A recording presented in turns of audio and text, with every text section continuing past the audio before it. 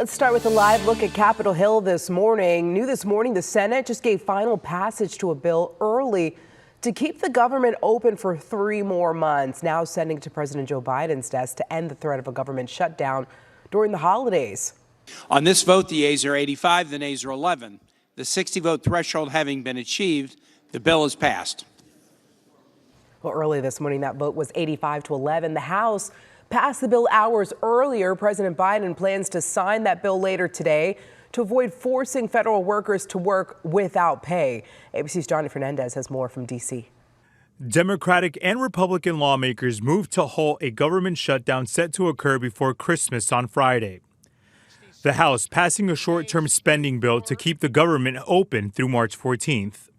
The Senate passing the bill after the 12:01 deadline.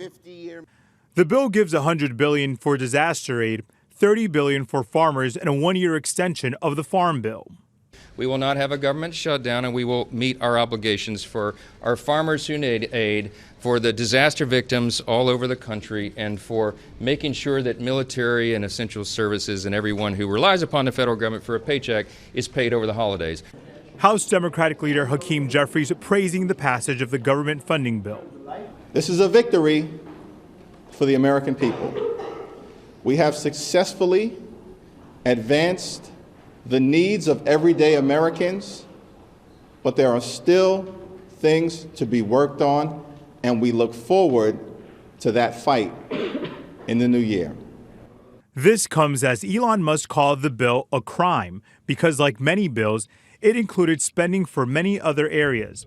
He threatened the Republicans who supported it, saying they deserve to be voted out. And Trump pushed for Republicans to raise the debt ceiling.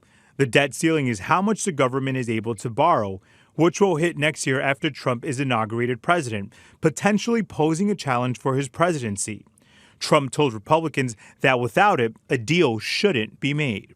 The bill is set to head to President Biden's desk to be signed. Johnny Fernandez, ABC News, New York.